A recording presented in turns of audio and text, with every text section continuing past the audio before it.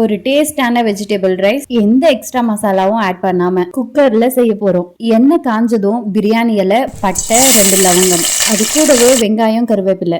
வெங்காயம் வதங்கினதுக்கு அப்புறமா இஞ்சி பூண்டு பேஸ்ட் சேர்த்துக்கோங்க, இல்லைன்னா அடி பிடிச்சிடும்.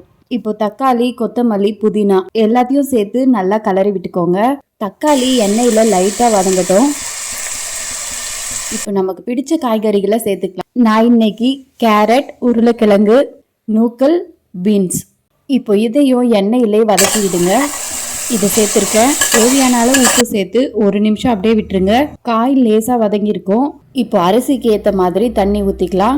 1 டம்ளர் அரிசிக்கு 2 டம்ளர் தண்ணி வச்சிருக்கேன். மசாலா சேர்த்துக்கலாம். வெறும் மிளகாத்தூள் கலர் வரத்துக்காக சேர்த்துருக்கேன். பிரியாணி மசாலா கொஞ்சமா 1 டீஸ்பூன் அளவு தனியாத்தூள் சேர்த்துருக்கேன். தனியாத்தூள் அதிகமாக சேர்த்திங்கன்னா அதோட ஃப்ளேவர் மற்ற மசாலாவை டாமினேட் பண்ணிடும். இப்போ அரிசி போட்டு ஒரு மிக்ஸ் பண்ணி குக்கர் மூடி போட்டு விசில் போட்டுக்கலாம்.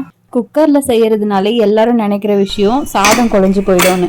ஆனால் அப்படிலாம் இல்லை. நான் யூஸ்வலாக விடுற மாதிரி 3 விசில் விட்டுக்கிறேன். கேஸ் ரிலீஸ் ஆனதுக்கு அப்புறமா குக்கர் மூடியை ஓப்பன் பண்ணிக்கலாம்.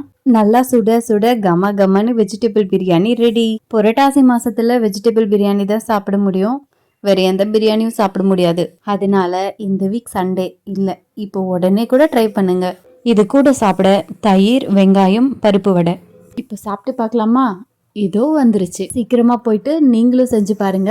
நம்ம அடுத்த வீடியோல மீட் பண்ணலாம். டாடா.